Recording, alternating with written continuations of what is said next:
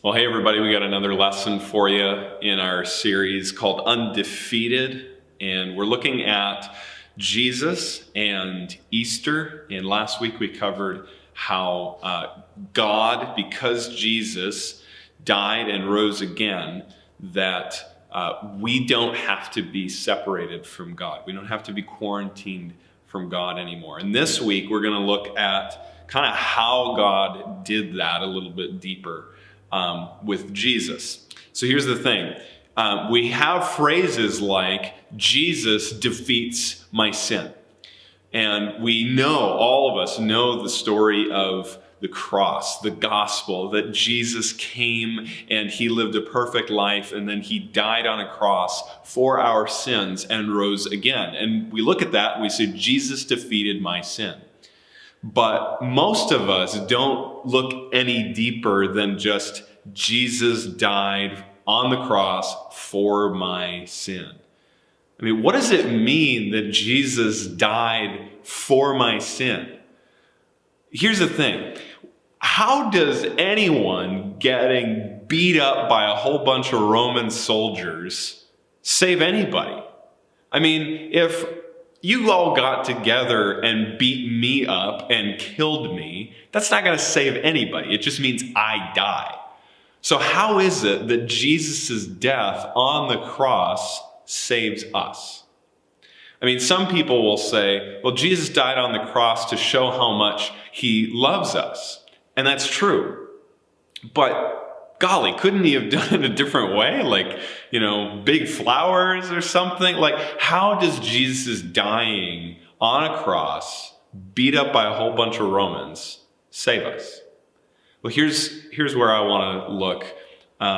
We looked at this passage a few weeks ago, actually, as we looked at Jesus and our fears. Matthew 26. So this is what's happening before Jesus goes to the cross. And this is how I think we're going to try to answer the question, how does Jesus' dying save us and mean that sin is defeated? Then Jesus went with them to a place called Gethsemane, and he said to his disciples, sit here while I go over there and pray. And taking with him Peter and the two sons of Zebedee, he began to be sorrowful and troubled. Then he said to them, my soul is very sorrowful, even to death. Remain here and watch with me. And going a little further, he fell on his face and prayed, saying, my Father, if it be possible, let this cup pass from me. Nevertheless, not as I will, but as you will. So Jesus asks God the Father to let this cup pass from him. What cup? And what's in the cup, for that matter? What's he talking about? Now, some people would say that, well, the cup is the cross, the Roman cross, the nails. He doesn't want to go towards that. He doesn't want to experience the crucifixion.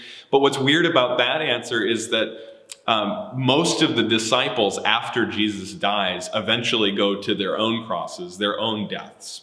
And what happened with them is that they went to their crosses joyfully. So why is Jesus sorrowful?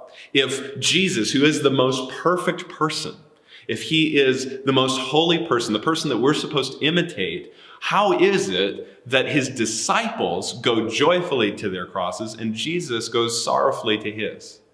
If it's just about the cross, if the cup is just about the cross.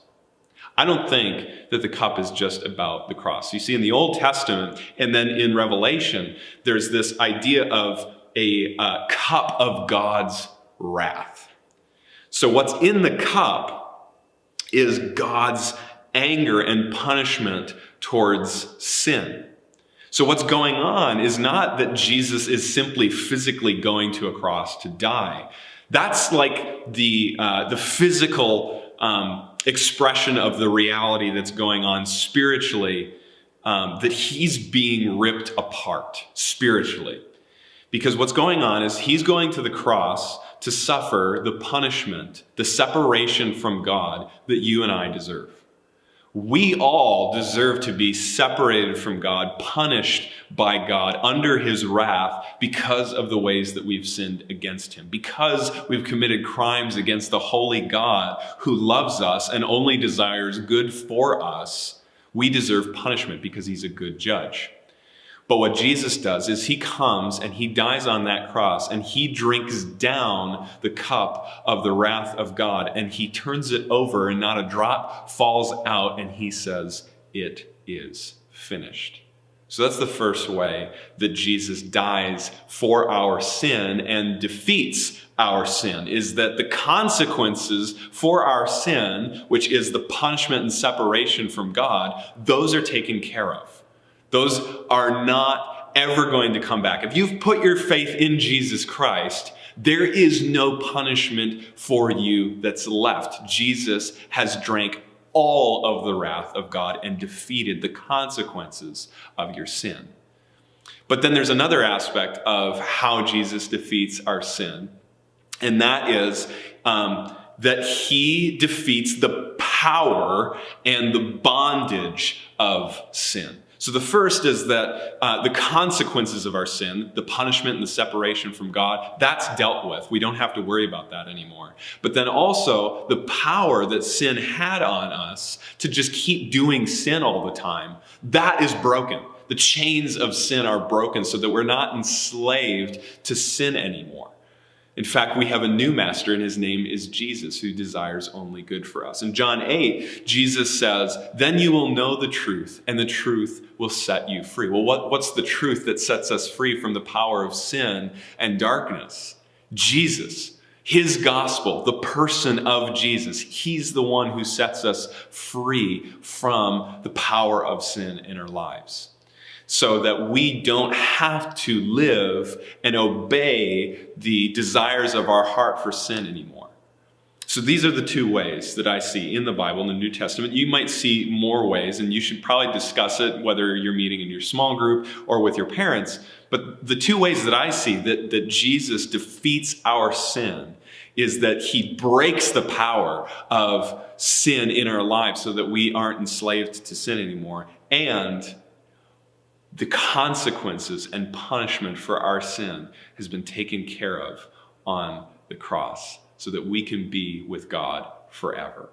Thanks, guys. Have a great week.